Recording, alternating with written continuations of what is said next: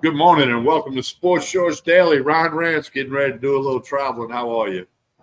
Doing good, man. Good morning, everybody. Welcome to Sports Shorts, presented by LeBear's Casino. Of course, TK on this Friday over at Tremonti's Meat and Seafood in Baton Rouge.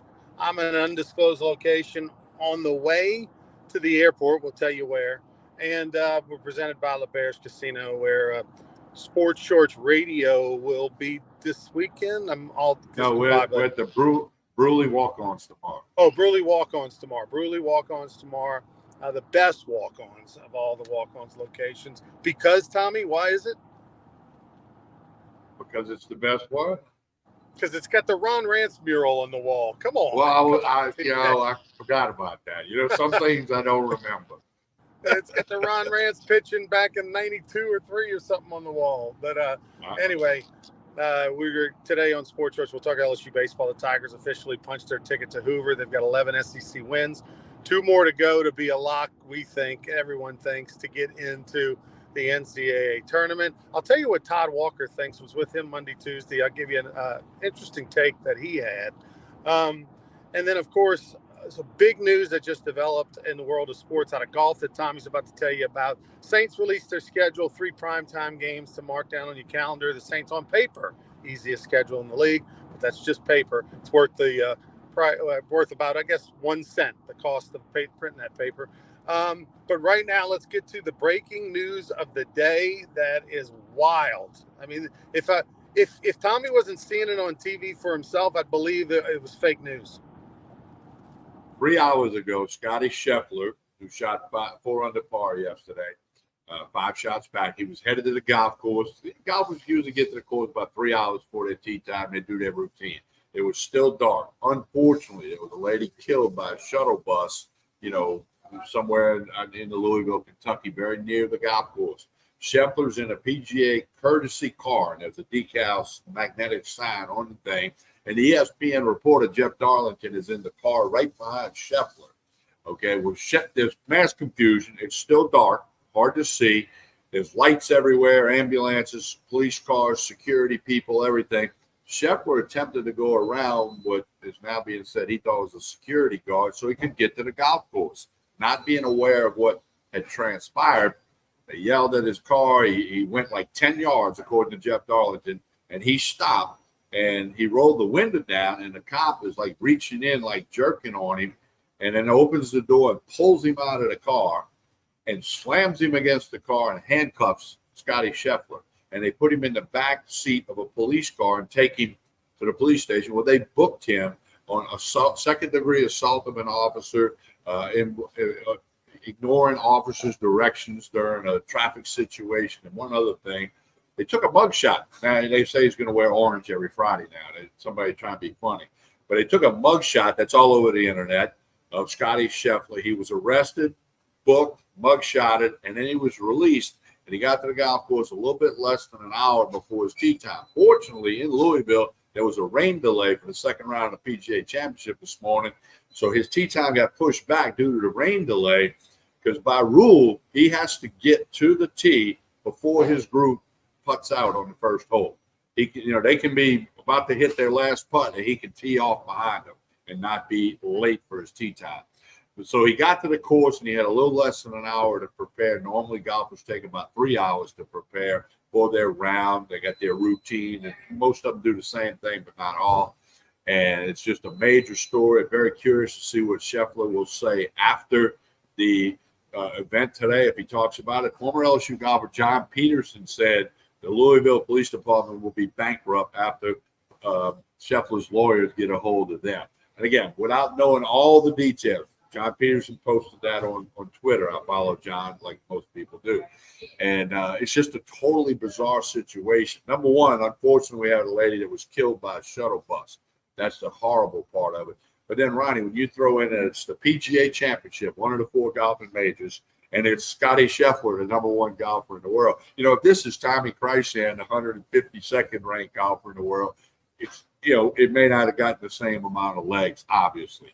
But, it's just a bizarre, crazy story. And I'm sure more details are going to come out as the day goes on. But total craziness on a Friday morning at the PGA.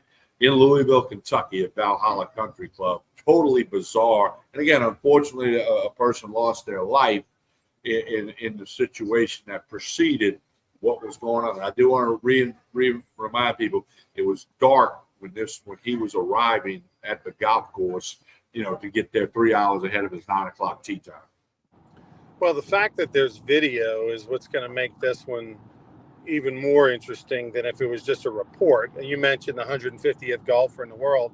Yeah, it definitely wouldn't be as big of a story. But the fact that there's video, we can see what happened. And based off of I haven't seen the video, you have multiple times, and based off of how you're describing it, I mean, I think the cop was probably emotionally upset at the situation. Yes, Scotty was probably in the wrong with what he did. But if he rolls his window down and he says, "Hey man, I'm Scotty Scheffler. I'm on my way to go. I got a tee time," and if the whatever, regardless of what Scotty Scheffler says, he doesn't have the right to reach in there, grab him, and jerk him out and all that. I mean, Scotty didn't brandish a gun or anything like that. So this is, you're right. Peterson's right. This is going to be lawsuit city. This is not And look, Ricky Fowler was famous for wearing orange. Now it's going to be Scotty Scheffler. Everybody's going to be mocking him. Having Scotty Scheffler's not going to be wearing orange. But a crazy, bizarre situation.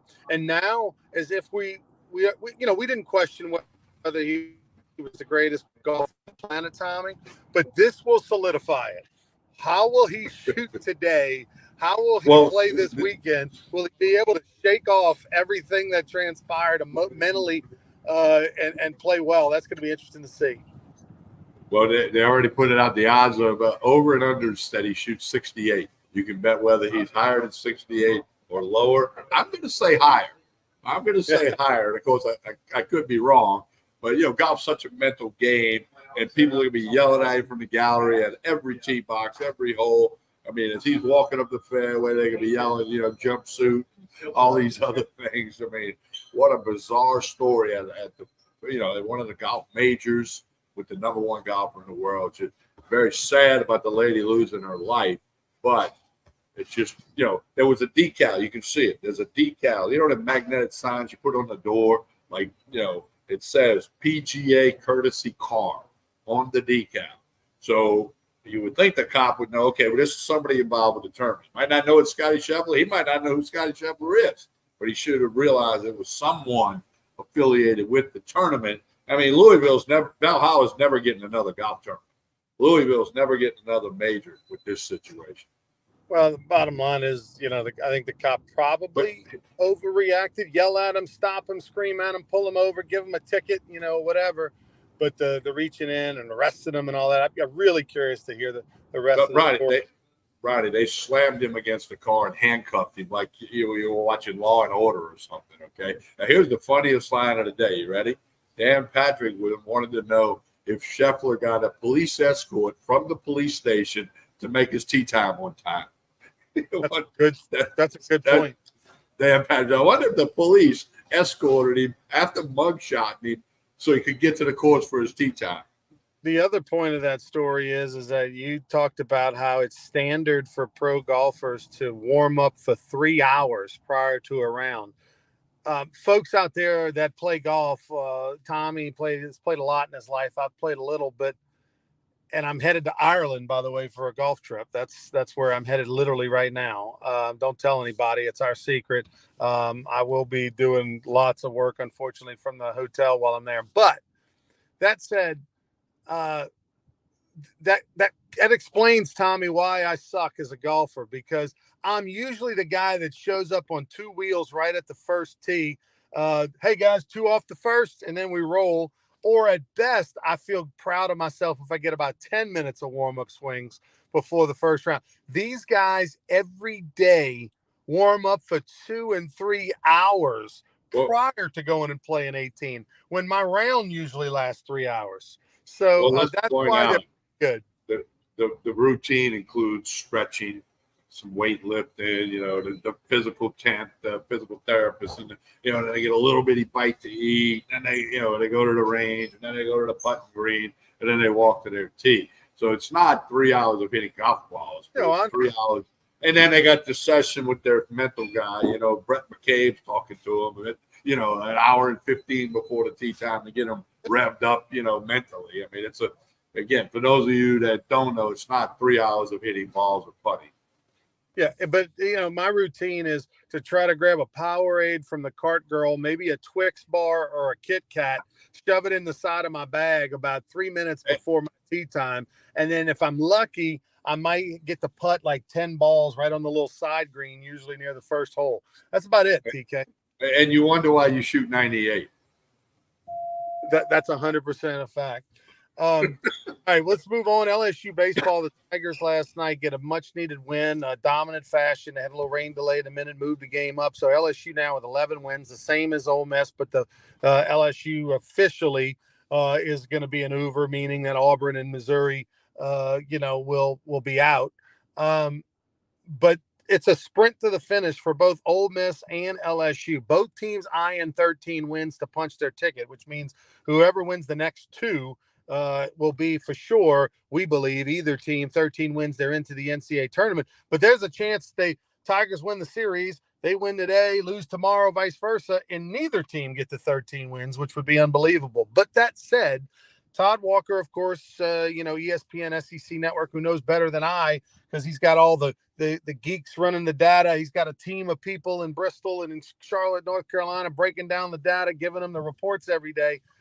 He thinks there's a pretty good shot that if LSU were to end up with 12 wins, but go to Hoover and win at least one, that they could still get into the NCAA tournament. Now, a lot of that depends on scoreboard watching. Does the Southland Conference, does Lamar win the conference tournament? Because Lamar's on the bubble of maybe getting into the tournament even without winning the conference tournament, the regular season champs. Would, the Sun Belt Conference champ, would the Raging Cajuns get into the tournament if they don't win I mean, of course, Raging Cajuns will, but I'm talking about like the top 2 or 3 teams in the Sun Belt that are going to get at-large bids. Would one of them win the tournament so that it doesn't take a Cinderella off the board? So a lot of that obviously plays a factor, but Todd feels there's a pretty good chance that if LSU wins 12 games and goes and wins at least one at the SEC tournament, that might still be enough to get in. I personally don't believe so. Well, I'll respect what Todd says, because you said he's got the staff, he's got people studying this for him, and he's very good at what he does. He probably hits a little better than commentates, but he's pretty damn good commentator. But no, so it so much depends on what else happens around the country. And let's point out Southeastern swept a doubleheader yesterday, so they have qualified for the Southland tournament, which is in Camden. So Thank they God. almost had that thing that happened back when I was the voice of the Lions about hosting but not getting in. But Southeastern did sweep yesterday, and they will be able to play in the tournament that they're hosting. So that's good for Bobby Barbier and the Lions. But Nichols is good. Lamar with Will Davis, really, really good. And Nichols just took 2 out of 3 from Lamar. So, should have got all 3, but it's going to be fun. But LSU, they got to worry about today. Game scheduled for noon. It's been changed in case you hadn't seen that yet. So now both Jay Johnson and Mike Bianco, they're going to play this. I don't want to start warming my guy up, Holman, for LSU. If we might get, the last thing they want is get him loose, start the game, and then there's a rain delay or a lightning delay, and then you can't come back to it. That's what they don't want. So I think that's why they put it at noon. Actually, according to my phone, the weather forecast is a little better at 6 or 7 p.m. tonight than it is at noon. But, they're going to play that game, which they've all done before. Bianco knows the game. Jay Johnson knows the game. The NCAA, the refs, the SEC, everybody umps the SEC, everybody knows. So that's going to be a big factor today with LSU. You're just going to have to, stay hooked on social media. Any change, LSU baseball will tweet it or exit. They'll Facebook it. They'll email it out. Any official change. So don't believe your friend when he tells you they moved it to 1 o'clock unless it comes from LSU. The next 24 hours for LSU baseball is so crucial, Tommy. I mean, you can't imagine a world where they win the national championship and the very next year they don't make the postseason. Obviously. Wait, Ronnie, I got to add to that. Florida might not make the postseason. Right. And that's who LSU beat in the finals last year. Let that sink in. And both those teams were,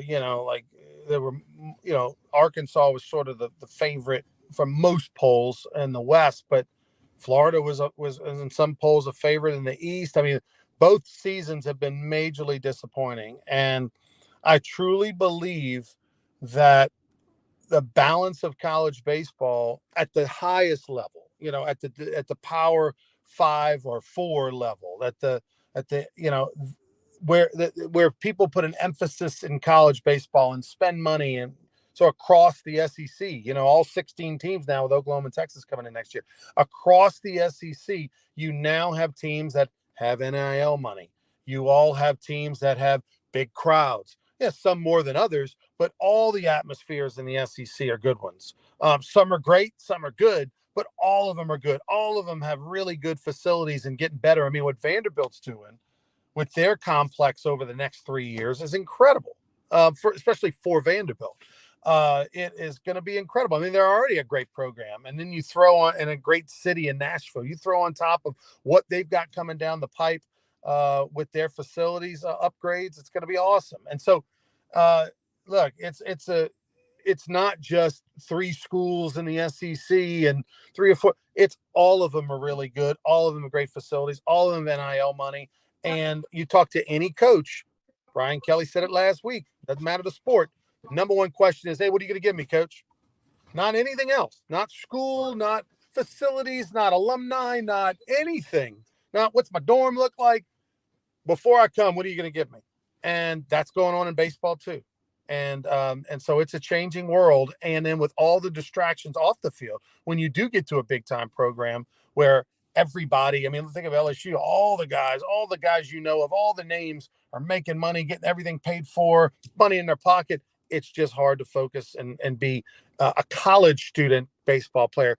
Make no mistake about it. They're nice kids. They wear LSU across the chest, so we don't want to be so critical on and off the field. They're not professionals that we used to always say. They are now. They are professionals. They are not making as much money as the major leaguers, but they are professionals. The definition of pro is if you get paid to do something and you're a professional. Whether it's $1 or $1 million makes no difference. You're a pro. Just like minor leaguers for decades were making $850 a month and only getting paid while they were playing during the season. They weren't broke, but they were professionals. These guys are not broke, and they are professionals, not just LSU, across the SEC and beyond. So therefore, it's a different mindset, a different feel entirely 365 days out of the year. I agree with you totally, man. And I am of the opinion it's 98% of the reason why Nick Saban quit coaching at Alabama because of NIL. That's my opinion, and maybe one day he'll elaborate on that. But he did report that 13 players came to him after they lost their last football game, wanted to know what was their pay going to be the next year. 13 players came to him and said, what am I going to get next year? Because if not, I'm headed to Tennessee or LSU or Georgia or whatever, because they're going to give me more. And I got to believe that's what was the icing on the cake for him to say, you know what, I'm going to go sit where Lee Corso used to sit. Yeah. Listen, it's super hypocritical of Brian Kelly making $95 million and Nick Saban making $15 million. It's super hypocritical of them to have an issue with or not like that. But at the same time, they are fortunate enough at this phase in their career and all that to where they don't have to deal with it. They got enough money. Forget this crap. I mean, I'm all for the players getting whatever they can. I'm all for anybody. I'm a capitalist beyond belief. Get what you can, as much as you can. But the bottom line is that I wouldn't want to deal with it as a coach because it's not an equal playing field. At least in the NFL, there's a salary cap. Everybody's got the same amount of money, and you figure it out, dice it up however you want, beat the system however you want. That's not the case, and it's Major League Baseball. Major League Baseball, the Yankees can spend whatever they want versus, Tampa Bay can't keep up, right? They're going to spend 3 times more money than Tampa Bay, maybe more, every single year. That's what college sports is now. It's Major League Baseball. It's going to be like, oh, wow, look at that nice little team. Look at Auburn. They're doing nice things over there, Auburn, with their little bit of money, while Alabama's got twice as much as they do. Well, here's the ultimate example, Ronnie. This would have never happened 10 years ago. Chip Kelly left the UCLA head football coaching job to become the offensive coordinator at Ohio State. Take away Ohio State, take away UCLA. A head coach at a major college in college football resigned to take a lesser position. I don't care what the pay is, okay? Because he didn't want to deal with the NIL and the transfer portal anymore. He wants to, whoever comes out the practice of Ohio State, he's going to put his offense in and turn it loose. That would have never happened even 5 years ago, okay? Yep. But that's another example of, and that translates into the other sports, into college baseball, into college basketball, into the women's sports. You know, the ladies coach at Iowa has resigned. Now, she's been around 20-something years, but, you know, they got to the final game 2 years in a row, didn't win it. She don't want to deal with it anymore either. So she resigned. The coach from Iowa, that coach Caitlin Clark. It's craziness, but now, so what does that do to the fans? Time will tell. I am jumping off right now. I'm going to be in Ireland, 6 rounds of golf in 6 days. I will be sending, Tommy will be having special guests next week on Sports Rush Daily. I will be sending you, TK, a video for each show. I'll get it to you in advance so that you can play a little 2-minute video or something like that. I'll give you a couple little interviews from Ireland. I'm going to be playing along. One day we'll have Nat Moore, Miami Dolphin Hall of Famer, former Florida Gator. Don't hold it against him. Nat's in his early 70s. Looks like he's in his early 50s. And Nat's a fantastic, played, 15 years in the NFL, was Dan Marino's favorite target. We'll hear from him. You'll hear from Louis Garcia one day, and we'll hear from Blair Barbier, former LSU Tiger great. So we'll have a different guest each day for just a little minute or two video live from Ireland. And we'll have that for you Monday, Wednesday, Friday next week on Sports Shorts Daily. Don't forget Sports Shorts Radio tomorrow. We'll have James Dillard, the head coach in Baton Rouge Rougarou. James will join us at 11 a.m. tomorrow. I already texted him this morning. He's fired up. Sports Shorts Radio, 10 to 12. James Dillard, the new head coach. Chet Lee.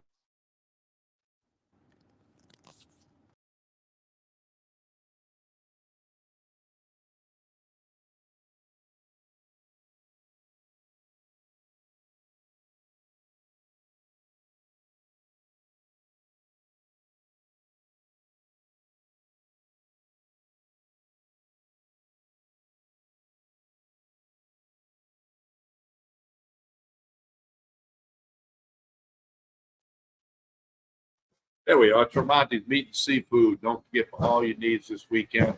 Wine, bourbon, vodka, tequila, all your meats, your Chapman's Reserve meats, chicken, shrimp, seafood. You got everything here. Crawfish, boiled crawfish, live crawfish, Tremonti's Meat and Seafood. I want you to check them out. And again, as we said, don't forget Sports Shorts Radio tomorrow morning, 10 a.m. to 12 noon on 104.5 ESPN Baton Rouge. Hunter McCann and I, Joel Davis, we'll have Glenn Gilbo talking about Coach Burton signing books, if that still happens before the Ole Miss game tomorrow. Keep your eye on LSU and the weather. Also, LSU softball hosting a regional tournament. A lot going on. And the PGA. We'll talk about that tomorrow on the radio as well. Special thanks to Tremonti's Meat and Seafood and, of course, our presenting sponsor, LeBaron's Casino and Hotel in Baton Rouge, where you got the sports book, you got the Edge Lounge, lots of great stuff there. On behalf of Ronnie Rance, I'm Tommy Christ, and stay dry. Have a good day, everyone.